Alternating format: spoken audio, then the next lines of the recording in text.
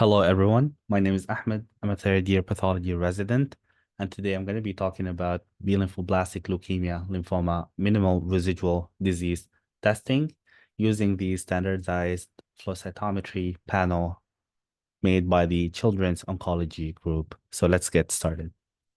First of all, I'd like to thank Dr. Leo for providing the material for this video, providing the examples, and as well as teaching me how to tackle these cases. The COG stands for the Children's Oncology Group, and this is a clinical trials group dedicated to pediatric cancer research, focusing on improving the diagnosis and treatment of cancer in children and adolescents. The COG conducts extensive clinical trials and research studies to develop new therapies, improve existing treatments, and enhance the quality of life for young cancer patients. In the context of flow cytometry and minimal residual disease testing, the COG develops standardized protocols and panels used across many clinical trials to ensure consistency and reliability in diagnosis and monitoring. Before diving into that, it's extremely important to understand normal B-cell maturation. If you understand normal B-cell maturation, then tackling these flows is going to be a piece of cake, at least for most of the cases. So as you can see here in this plot, we have CD20 versus CD10. We do have our mature B cells here in green. And here in gray, we do have this population of cells that is CD10 positive. This population is our hematogone population, and hematogones are our immature B-lymphoblast population that are normally found in the bone marrow. This is how these hematogones mature. As you can see here, as they mature, they start losing CD10 expression and gaining CD20 expression. CD10 is an immature marker in B-lymphoblasts. That's why it makes sense that as they mature, they start losing that marker. And CD20, on the other hand, is a marker of maturity. And as these immature cells mature, they start gaining CD20 expression on their surface. And as you can see here, as Dr. Leo describes, this looks more like a snake, and this is how they normally mature. These hematogones, we do have type 1 hematogones. These are the most immature ones. Then we do have type 2. And then lastly, we have type 3 hematogones. These are the most mature hematogones. And then after that, these mature into B cells. And this is the physiologic phenomena that occur normally in the body, and it's more of a spectrum. And as you can see here in this flow plot, CD20 versus CD10 here in yellow, we do have our type 1 hematogone population. In blue, we do have our type 2 hematogone population. And lastly, here in aqua, we have our type 3 hematogone population. And as you can see here, for type 1 hematogones, they have slightly brighter CD10 expression compared to type 2 and type 3 hematogones. But as you can see, it looks more like a one population of cells that is flowing in this direction, and it's not a discrete population that is separate from this population of hematogones. Now let's look at this plot here, CD20 versus CD38. CD38 is normally expressed in immature B cells or hematogones. However, abnormal B lymphoblasts, they can lose CD38 expression in some cases. And when they do that, this is actually very helpful to identify an abnormal B lymphoblast population. So how do these cells mature? As you can see here, our hematogone population is CD38 positive. And as they mature, they are retaining their CD38 expression, but then at the same time, they are starting to gain CD20 expression until they mature. And then when they mature, they become CD20 positive and CD38 negative. And as Dr. Leo describes, this looks like a 7. So this is the normal pattern of development of these cells. And as you can see here, type 1s are the most immature, followed by type 2, then type 3, and then these lastly mature into mature B cells. Here in purple, we do have our plasma cell populations. our plasma cell population. Plasma cells are CD38 bright compared to our normal background hematogones. And here, color-coded, we see in yellow type 1, type 2, type 3 hematogones. And lastly, these mature and they become mature B cells here, color-coded in green. So this is extremely important in understanding how to interpret flow cytometry in MRD cases. Just remember CD20 versus CD10, you want to see the snake. And CD20 versus CD38, you want to see this 7. But not all of the cases are going to show that, because sometimes these patients, they get treated with stem cell transplantation. And because of that, sometimes they have an expanded certain population of hematogones, like, for example, type 2 hematogones. Some people might have less type 1 hematogones, but this is the normal pattern of development. And whenever you see that, it's actually extremely helpful to know what's happening. Now here we do have our CD45 versus CD10. We said that CD10 is a marker of immaturity, and as these cells mature, they start losing CD10 and they start gaining CD45. And as you can see here in gray is our hematogone population. Hematogones are immature, and because of that, they have dim CD45 expression. And as they mature, they gain more CD45 expression. So as you can see here, this is the pattern of maturation of hematogones. Here, this illustration shows type 1 maturing into type 2, type 3, and then finally to mature B cells. And here our population color-coded, yellow, blue, aqua, and then finally green. So this is the normal pattern of maturation when you look at the CD45 versus CD10 plot. Here we do have our CD10 versus CD34 plot. CD34 is a marker of immaturity. Hematogones are CD34 positive. As hematogones mature, they start losing CD34 expression. That's why the pattern of maturation of hematogones is going to be here from this CD34 positive population. They're starting to lose CD34 and then losing CD10 until they mature into our mature B cell population here in green. That is both CD10 negative as well as CD34 negative. This illustration shows the pattern of maturation, and here color-coded, this is how these hematogones mature. Okay, here we do see our CD20 versus CD10 plot. And now I want to show you CD58. CD58 is a useful marker in one of the tubes in the COG MRD panel. As you can see here, we have CD20 versus CD58. CD58 is slightly dim in immature hematogones or immature B cells. Mature B cells are CD58 negative. So as you can see here, our hematogones here are CD58, I'd say dim compared to this population of green. This population in green, which is our mature B cell population, is completely negative. Our hematogones are slightly positive compared to this green population. Here we see CD19 versus CD58. As you can see, it's the same. CD19 is expressed throughout B cell maturation. So all of these cells are CD19 positive. CD58, on the other hand, has more expression or has brighter expression compared to this green population. But overall, you can say that CD58 is dim. If you want to say positive, I'd expect CD58 to be somewhere here in this location. Here we have CD58 versus CD38. Our immature hematogone population is CD38 positive, and then our mature B cell population here is CD38 negative.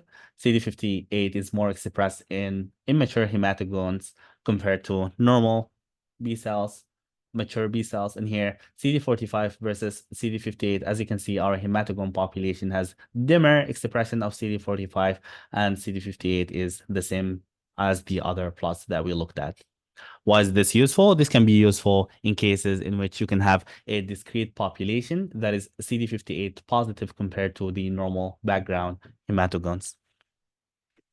So if you have a population that lies here in this area, for example, has dimmer CD45 expression, has strong uniform CD58 expression, and it's a discrete population that is separate from the normal background hematogone population, then this is highly suspicious for B-lymphoblastic leukemia lymphoma. And in that case, you have to track that population on other plots to decide whether this population is normal or abnormal. Here, CD45 versus CD10. I'm going to show you another useful marker in one of the tubes for MRD testing, which is CD9. As you can see here, our type 1 hematogones are CD34 positive, and they are CD9 positive as well. As these hematogones mature, they start losing CD9. That's why type 2 hematogones tend to be CD34 positive, but CD9 negative. And then as type 2 hematogones mature into type 3 hematogones here in aqua, they start gaining CD9. So they are CD9 positive, but they are CD34 negative because they are maturing. And then lastly, this population matures into this green population here. So as Dr. Liu described this, she says it's like a reverse Z. You go from here to here, then to here, then to here. And as you can see, this blue population here, some of these cells are CD9 negative and some of these cells are CD9 positive. That's because you do have a spectrum of maturation. They lose CD9 and then after that they start gaining CD9 and then they become type 3 hematogones that are CD9 positive. Here we have CD45 versus CD9. As you can see, our hematogones has the hematogone population has brighter CD9 expression compared to normal mature B cell here, especially for type 1 and type 3 hematogones. Here, the same CD38 versus CD9. As you can see, our hematogone population is CD38 positive. The mature B cells are CD38 negative, and CD9 is more expressed in type 1 and type 3 hematogones, and even in type 2 hematogones compared to normal mature B cells. Here we have CD19 versus CD9, showing the same. And here we do have CD13 and 33 versus CD9. CD13 and 33 are myeloid markers. However, B-lymphoblastic leukemia lymphoma sometimes can show expression of some of the myeloid markers like CD13 and CD33. That's why this plot is helpful, because if you have a population of immature B cells that express myeloid markers, then in that case, you're dealing with residual B-lymphoblastic leukemia lymphoma. However, be careful because sometimes when we're gating, you can catch some myeloblasts, and normal myeloid blasts are CD13 and CD33 positive. However, these normal myeloid blasts should not express B cell markers like CD19, CD10, CD38, and these markers. So just be careful. All right, with this background of mind, let's look at some examples. And the first thing that I want to show you is the pattern of maturation in hematogones in an actual flow cytometry panel. So as you can see here, in the BALL COG MRD panel, we do have 3 tubes. We have tube number 1, tube number 2, and tube number 3. Tubes number 1 and 2 are qualitative, meaning that the purpose is to identify whether you have an abnormal B lymphoblast population or not. Tube 3, on the other hand, is quantitative, meaning that we use this tube to quantify how much residual disease do we have in the case. So it works as follows. You look at tube number 1. If you suspect an abnormal B lymphoblast population on tube number 1, after that, you go and look at tube number 2. If you have an abnormal B lymphoblast population on tube number 2 as well, then in that case, you're quite confident that you have an immature or an abnormal B lymphoblast population, or you have a minimal residual disease from the patient's original B lymphoblastic leukemia lymphoma. After that, you go to tube number 3. And on tube number 3, you're not looking whether you have an abnormal B lymphoblast population or not. The main purpose is to quantify how much residual disease do we have? If you have an abnormal B lymphoblast population on tube number 1, but this population is not, you don't see any abnormal population on tube number 2, in that case, you have to regate, see what's going on, try to troubleshoot, because you have to establish that there is an abnormal B lymphoblast population on both tube number 1 and tube number 2. So if you have an abnormal population in tube 1 or tube 2, while the other tube doesn't show an abnormal population, regate or potentially repeat your sample or do something about it. After you establish that there is an abnormal B lymphoblast population, then after that, you have to quantify how much residual disease we have. And the MRD pattern by the COG is highly sensitive, and the lower limit of detection is 0.01%. And anything that is lower than this limit is considered negative by the COG, and pediatric patients are not treated if they have an MRD less than 0.01%. So with that background in mind, let's look at these plots. As you can see here, first of all, we only analyze single cells, and this is a general principle on flow cytometry. Then here we have our side scatter versus CD19. And as you can see here, we're pretty generous in this gate. Why are we generous? Because sometimes B lymphoblastic leukemia lymphoma can be CD19 dim. And that's why we're expanding this gate, trying to catch CD19 dim cells as well. So here in this plot, in CD45 versus CD19, we do have this population of all CD19 cells. Then after that, as you can see here, let's start looking at the plots. Here we have our CD20 versus CD10. As you can see, we can see our snake. Here, CD20 versus CD38, we see our 7. So just looking at these plots, looking at this makes me feel comfortable that what I'm looking at is probably not residual B lymphoblastic leukemia lymphoma, but let's keep looking at the remaining plots. Here, CD19 and CD20, as hematogones, normal hematogones mature, they start gaining CD20, and CD19 is expressed throughout B-cell maturation. And that's why these cells mature from this yellow population here all the way to the right to this green population here. Here we have our CD20 versus CD58. As you can see, the normal hematogone population has slightly brighter CD58 expression compared to the green population, which is the mature B cells. CD45 versus CD20, our hematogone population has dimmer CD45 expression, and there are CD20 negative to dim here as they mature.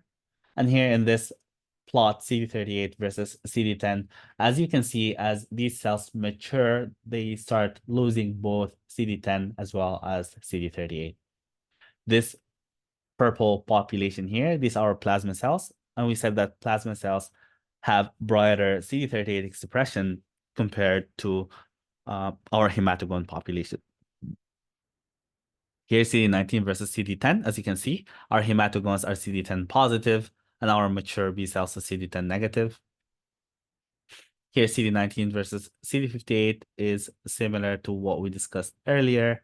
Here, CD45 versus CD10, they mature in this direction. Here, CD19 versus CD38, we have a CD38 positive population, which is our hematogone population, and our mature B cell population, that is CD38 negative.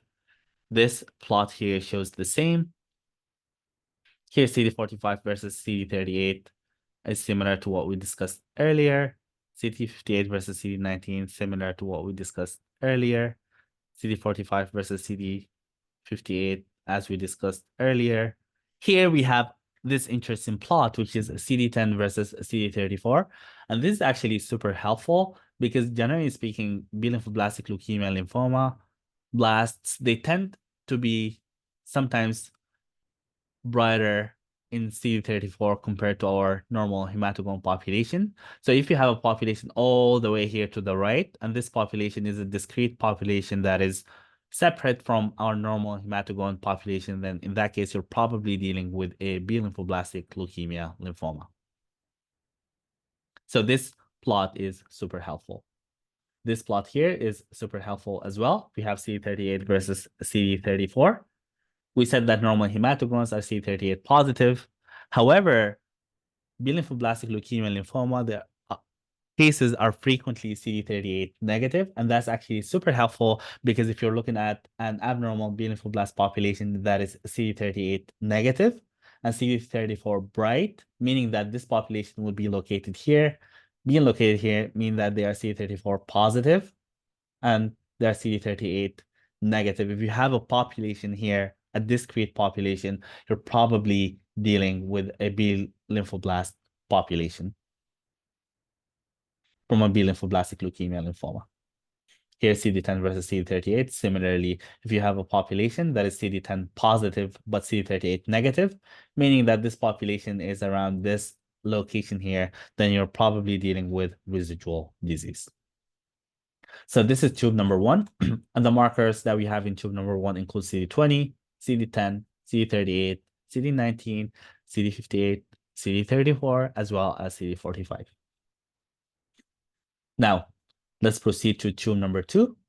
Similarly, we're kind of generous on the CD19 gate because we're trying to catch CD19 dim cells because B-lymphoblastic leukemia and lymphoma can have dim CD19 expression. Here, we do isolate our CD19 population here. And here we have our CD13 and 33 versus CD9. As you can see, our no B-lymphoblast population here is positive for these myeloid markers, and CD9 has brighter expression in these hematogones compared to the background mature B cells. CD34 versus CD9, similar to what we discussed earlier. Here, these plots, as you can see, they show similar findings to what we discussed earlier. For example, here in CD19 versus CD13, 33, I don't see any expression of myeloid markers in a discrete population, and all the cells are CD19 positive, so that's good. Here, CD10, as you can see, we have this positive CD10 population, which is our hematogone population, and our mature B cells are CD10 negative. And here, CD10 versus CD34. As you can see, as these cells mature, they're smoothly transitioning from this location to this location, losing CD34 and losing CD10. So there is nothing here that I'm concerned about. Here in CD19 versus CD38, we can see our plasma cells because they have brighter CD38 expression. Here in green, mature B cells, CD38 negative and CD19 positive. And our hematogone population here, as you can see, is CD38 positive.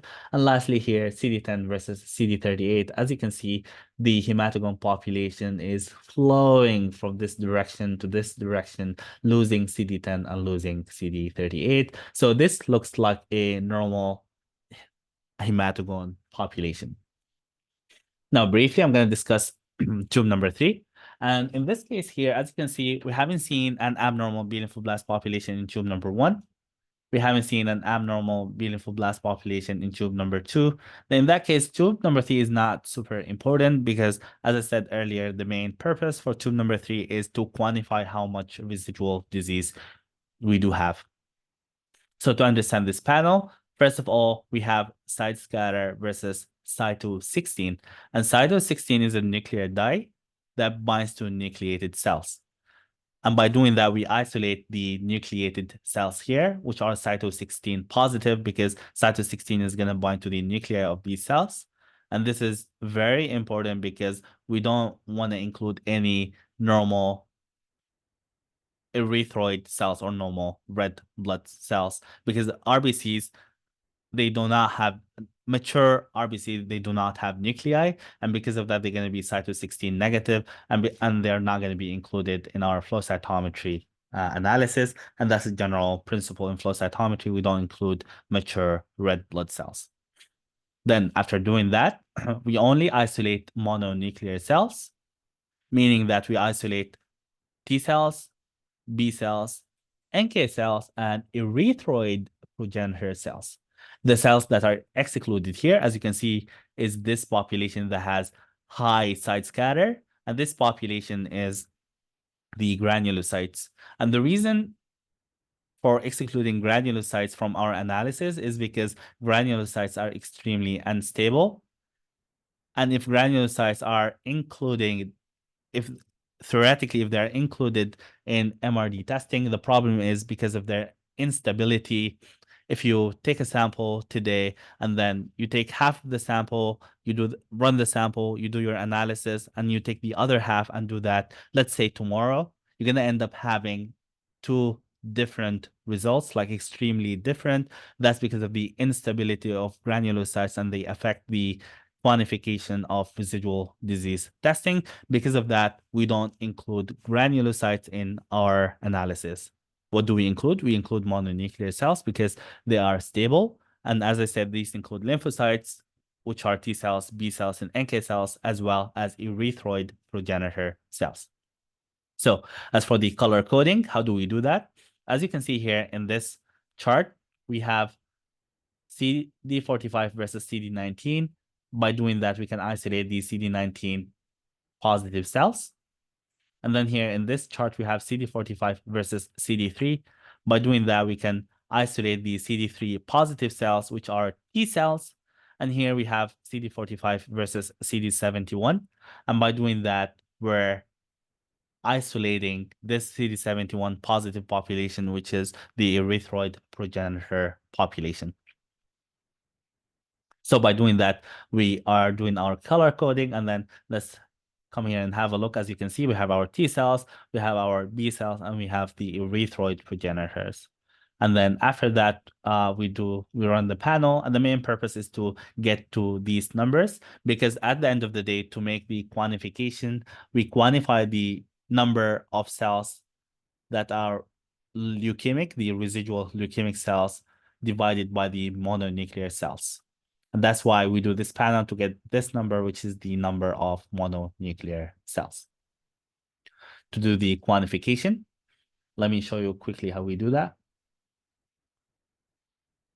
So here, this is the equation that we use. We measure the residual disease by measuring or by dividing the number of residual leukemic cells, which is the number of like MRD that you're going to get out of tube number 1. And then you divide that by the number of B cells in tube number 1. Then you multiply this number by the number of B cells in tube number 3, divided by the mononuclear cell number in tube number 3. Then you multiply that by 100, and then you get a percentage. After doing that, you do the same for tube number 2. You take the number of residual leukemic cells in tube number 2, you divide that by the number of B cells in tube number 2, and then you multiply that by the numbers of B cells in tube number 3, divided by the mononuclear cell number in tube number 3, multiply that by 100, and then you get a percentage. As you can see, you're going to get 2 percentages. These 2 percentages are going to be most of the time close to each other. And when they're close to each other, you can just add them to each other and then divide by 2, and then you can get the average of the 2 numbers. However, if you have a log difference or more than a log difference, for example, if you have 0.3% in tube number 1 measurement, and when you use tube number 2, let's say you had 3%, that's more than a log difference. In that case, you have to either regate or repeat the sample or do something about it, because the difference should not be a big difference when you apply this equation to tube number 1 and then apply it to tube number 2. So just be careful. Now, with that background in mind, let's go and look at more examples, and then I'm gonna show you how to do the quantification when we have a positive case. So let's look at this panel here. Here, as you can see, we're pretty generous with the CD19 cells here, CD20 versus CD10. I do see this population here losing CD10 slowly. So that's all right. Here we have CD38 versus CD20. As you can see, CD38, these cells are losing CD38. And then here, this population in green is CD20 positive, CD19 positive. So the population is in green is our mature B cells. as you can see, we don't see the snake. I don't see the 7, but that's okay because in a lot of cases, you might end up having just one population of hematogones. And this is probably just type 3 hematogones. I don't see type 1 or type 2 hematogones in this case. And that's to be expected in some cases because every case is different. Here, this chart here, or this plot here, CD38 versus CD10. As you can see, we do have this population losing CD10 and losing CD38 and maturing into mature B cells. So that's good. Here, we have this population of cells that are CD10 positive, and then they lose CD10 and they mature into this green population here. So this is probably here somewhere we have type 3 hematogones. Type 3 hematogones have more or less similar CD45 expression compared to mature B cells.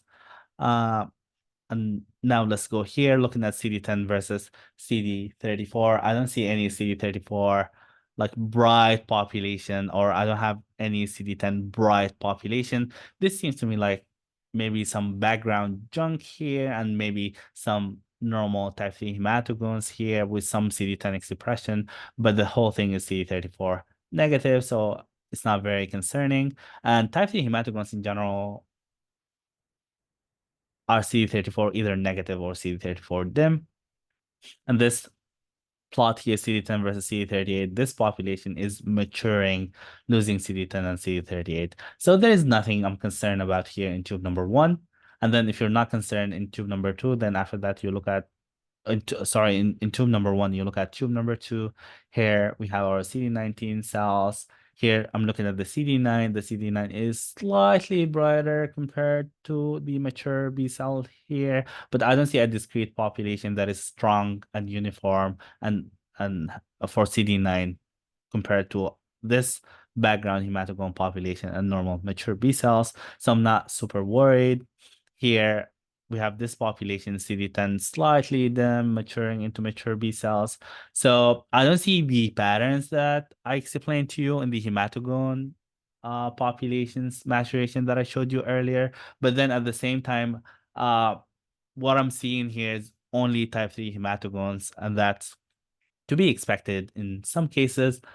I don't see anything that jumps out as abnormal. And then if I don't see anything abnormal in tube number 1 or tube number 2, in that case, there's not a lot of use in for tube number 3 because it comes into account when you have residual disease. But I'm just gonna walk you through it just to consolidate what we talked about earlier. Here we do have our CD45 versus CD3 to isolate our T cells here. CD71, it doesn't seem like we have any erythroid progenitor cells. And after doing that, you get the color coding. So it seems like we have a lot of T cells and we do have some B cells here, but we don't see any residual disease. So this patient is doing good. Let's look at this case here. As you can see, we have our CD19 population here. Here I do see the snake, but something is off about the snake. And what I mean by the snake is the pattern of maturation of hematogones. They go from all the way here, and then they go here. So it looks to me like a snake, with the head of the snake being the mature B cells here. But here I do see a discrete population that has brighter CD10 expression compared to type 1 hematogones that I'd expect to be here in this location. So that's concerning. And then looking at this plot here, this same population that has brighter CD10 expression is a discrete population from our normal background hematogone population is CD38 negative. And that's extremely important because abnormal B-lymphoblasts can be CD38 negative. Normal background hematogones are never CD38 negative. So seeing this population here that is CD38 negative has brighter CD10 expression, seems like a discrete population is concerning. And at this point, I'm concerned about minimal residual disease in this case. Now, let's track this population, which is highlighted in red here. It has dim CD20 expression. CD58 is slightly brighter compared to the background hematogone, but honestly, to me, it doesn't seem like a very discrete population. And that's okay because CD58 can be positive, it can be dim, and sometimes it can be negative in B-lymphoblastic leukemia lymphoma. However, it's helpful when you have a strong, uniform, discrete CD58 positive population. But in some cases, when it kind of blends with the background hematogones, it's not super helpful in these cases. This population is negative for CD20 here. And as I'm looking around, I'm looking at these charts. Seems like here's CD45 versus CD10. This population seems like a discrete population. And someone might ask, how did you decide that this population is abnormal and highlighted just this part and not this gray part?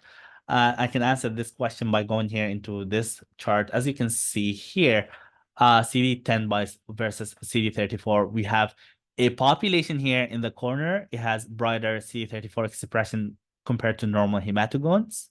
It has brighter CD10 expression compared to normal background hematogones. These in gray are our normal background hematogones. They are maturing nicely here in this pattern, but we have this population here that's CD34 bright. So you can isolate this population here, and after that, track it in all of the plots to see where it lands. Or you can do that from here. Here we decided that we have a discrete population here that has brighter CD10 expression compared to our normal background hematogones. Then you can gate or highlight this population here, and then you can track the pattern of expression of this red population to see what's happening. So given that this population is CD34 bright, CD10 bright compared to normal background hematogones, it's a discrete population, highly suspicious of minimal residual disease. And the number that we came up with here for these cells is 3,143 cells. So as we said in the quantification that we're going to do later, we're going to divide this number in tube number 1, and this is the number of leukemic cells. And then we're going to divide this number by all CD19 cells here. So we're going to divide this 3,143 by 30,502, and that's going to give us the first part of the measurement in tube number 1. Okay? Now, let's have a look at tube number 2. Here in tube number 2, our CD19 positive cells here. Here we have CD1333 versus CD9. And this is very interesting because as you can see here, we do have this discrete population that is positive for CD13 and CD33. These are myeloid markers. Normal background hematogones should never express myeloid markers like CD13 and CD33. Given that we have this discrete population that is positive for these myeloid markers, there are two possibilities. The first possibility is that we're dealing with residual B-lymphoblastic leukemia lymphoma. The second possibility is that this is a myeloid blast population, which could be normal. However, let's look at the other markers. As I said here, we're analyzing CD19 cells. So this population is CD19 positive, and CD19 is a very sensitive marker for B cells in general. It doesn't mean that acute myeloid leukemia cannot be CD19 positive. In some cases, it can be CD19 dim. But then here in this context, we're looking at CD19 positive cells. This population is CD19 positive. And then let's look at the other markers. We said earlier that this population is CD10 bright. CD10 is another good immature marker for B cells. So we do have expression of a couple of B cells here and these in this red population here, and the red population is positive for myeloid marker. So the only option is that we're dealing with B-lymphoblastic leukemia lymphoma here. Here's CD34. As you can see, we have a discrete population that has brighter CD34 expression and it's positive for myeloid markers. So we're definitely dealing with residual disease here. Then you can target this population and then you can look at the expression of the other markers. As you can see here, CD34 bright and CD10 bright. It's separate discrete population compared to normal background hematogones. And here, similarly, we do see the same. And in this case, CD9, let's look at CD9. CD9 is actually negative in this population, and that's okay because B-lymphoblastic leukemia lymphoma can be CD9 negative, it can be CD9 dim, or it can be CD9 positive. CD9 can be helpful in the setting when this population is a discrete strong uniform CD9 expression here, for example. However, in this case, CD9 is not extremely helpful. What's helpful in this case is the bright CD34 expression, the bright CD10 expression, and the myeloid markers expression here, CD13 and CD33, and it's a discrete population. So as you can see here, the numbers, the number of leukemic cells is 2,908. You're going to divide that number by 28,343, which is all CD19 cells. And that's when you're doing the measurement for tube number 2. Just a refresher, let me show you what I'm talking about. Here for tube number 1, these are the numbers, number of leukemic cells divided by the number of B cells. That's from tube number 1. This is the first part of the quantification. Now let's have a look at the second part of the quantification, and for that we have to look at tube number 3. As I said earlier, for tube number 3, Cyto16 positive cells are the nucleated cells. These include lymphocytes like T cells, B cells, NK cells, as well as erythroid progenitor cells. We're going to exclude granulocytes here. Granulocytes are not included because they are unstable. We're going to look at CD45 versus CD3 to isolate our T cells here. And then we're going to look at CD45 versus CD19 to isolate our B cells. And then we're going to look at CD45 versus CD71 to isolate our erythroid progenitor cells. And that's how we get the color coding. And then after we do that, we look at these numbers here. And the number of mononuclear cells, which is extremely important, is 47,490. And the number of B cells here is all CD19, which is 9,224. So what we're going to do is take these numbers, put these numbers here. Number for tube number 1 is going to be the number of leukemic cells divided by the number of B cells, multiplied by the number of B cells, which is all CD19 cells, divided by mononuclear cells, then multiply that by 100. You're going to get a percentage. And then again, you're going to plot the numbers for tube number 2 here, and then multiply by this part here, multiply by 100, and then you're going to get percentage. Then if these two percentages are close to each other, like in most of the cases, you just get the average of these two percentages. If there is one log difference, then in that case, you will have to repeat or regate your flow panel. For this to be applicable, you need to collect at least 500,000 events. If you have less than 500,000 events, then simply what you do is you add the number of leukemic cells in tube number 1 and 2 together to the number of B cells in tube number 1 and 2 together, multiply that by the same part here, which is number of B cells divided by mononuclear cells, multiply that by 100, and then you're going to get 1% because you're adding tube number 1 and tube number 2. But we do that if the events that you collected are less than 500,000. But if you have more than 500,000, then you're going to use the first equation here. So it seems like we're dealing with residual B-lymphoblastic leukemia and lymphoma in this case. Let's look at a different case here. And here what I'm looking at, or what I'm trying to show you, is how to spot what's abnormal. First of all, I don't see the snake here in CD20 versus CD10. I don't see the 7 here in CD20 versus CD38. So I'm already like, I wonder what's happening. I don't even see mature B cells here. So I wonder if the patient had like recent stem cell transplantation or some sort of therapy that eradicated the B cells. But let's go around and look here. And these are the plots that I find extremely helpful. Here's CD10 versus CD34. There is this discrete CD34 bright population. This is probably an abnormal B-lymphoblast population. This population here is CD34 positive and CD38 negative, and it's an isolated or a discrete population. So this is our MRD. So this is the first part of the equation. We have the number of leukemic cells here is 158, and you're going to divide this number by the all CD19 positive cells here, which is 2601. So this is tube number 1.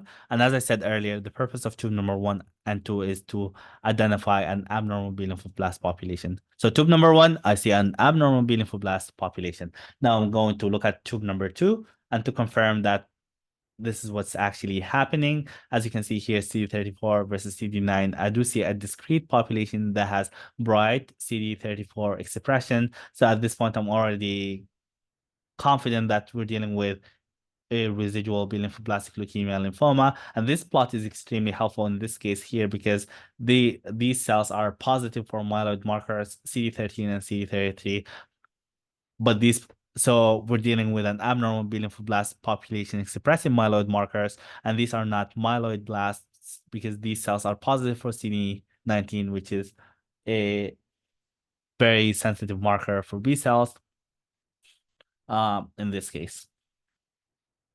And also the patient had history of B-lymphoblastic leukemia lymphoma. So putting all these findings together, it makes you confident that what you're dealing with here is an abnormal B-lymphoblast population. As you can see, they are CD38 negative, and that's extremely helpful in this case. And the number of leukemic cells is only 108, so you're going to take that number and divide it by 2300 here, which is the all CD19 positive cells.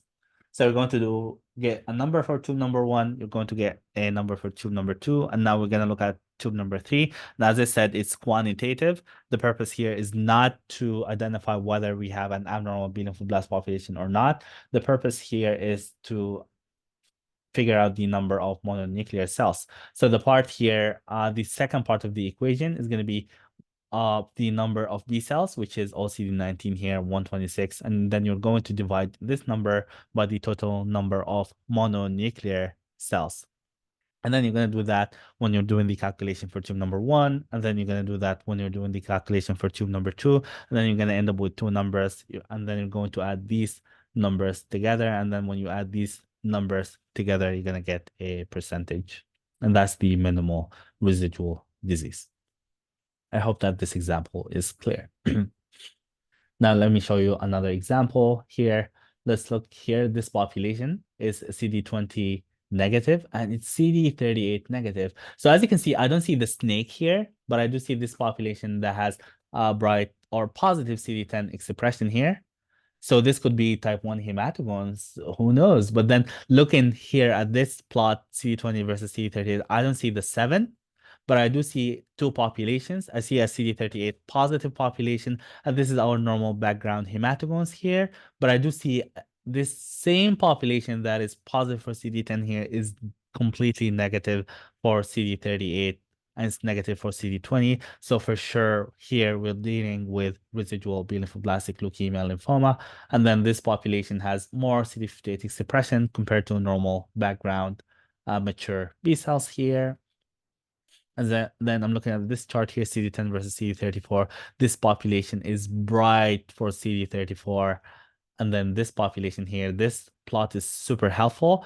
This population is bright for CD34 and it's negative for CD38. So we're definitely dealing with B-lymphoblastic leukemia lymphoma. And then you're going to take the number here. This is the number of events here. We have 1 million events. So we absolutely have more than 500,000 events. So that's very good.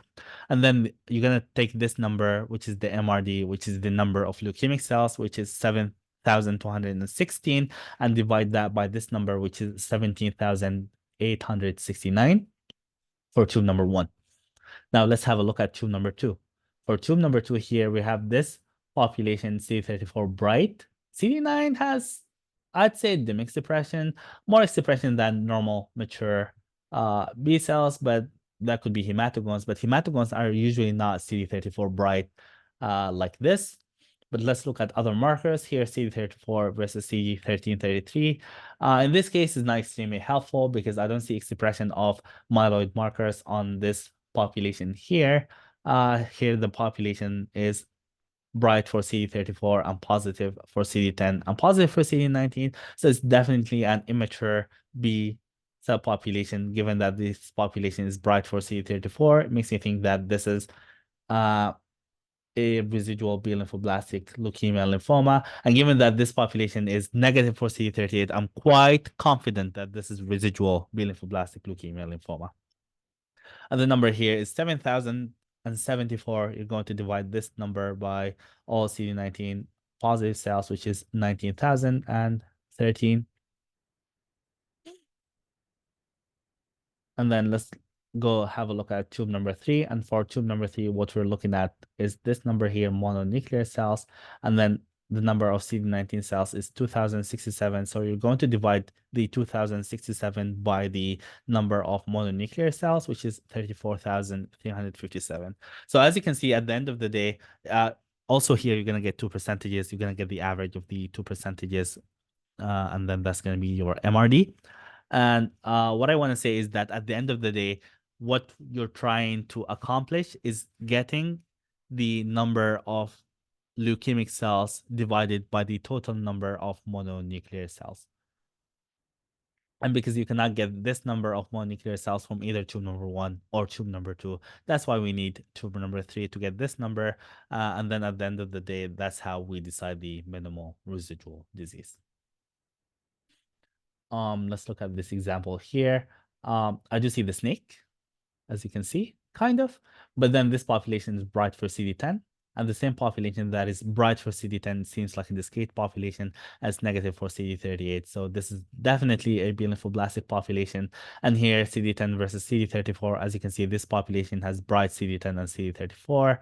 And this is the background hematogone. So we're definitely dealing with residual B-lymphoblastic leukemia lymphoma here. And here we have a number for the leukemic cells.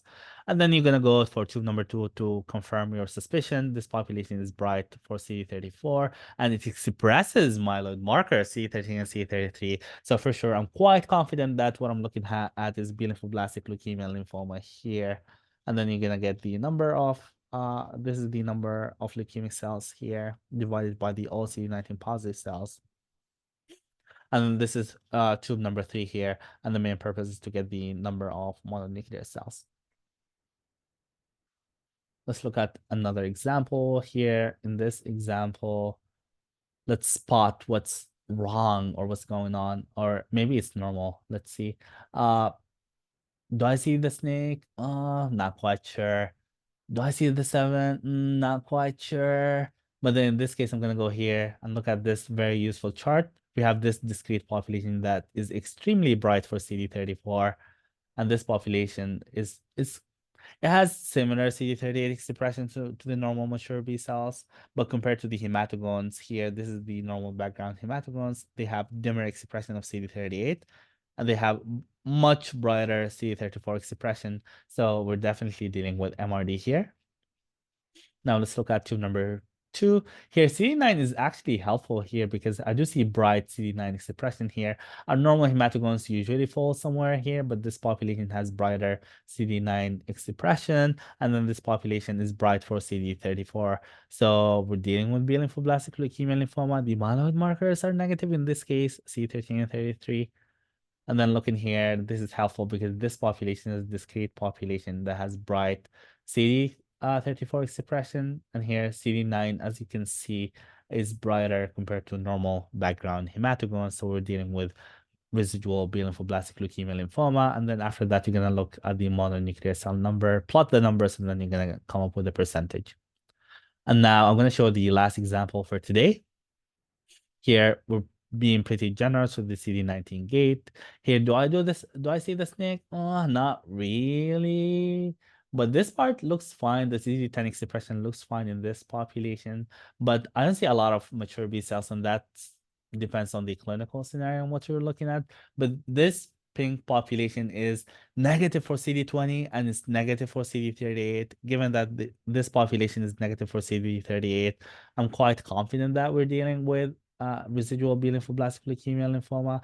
Maybe quite confident is an overstatement. Let's say confident. And let's look here, CD10 versus CD34. This population has brighter CD34 expression compared to normal background hematogones.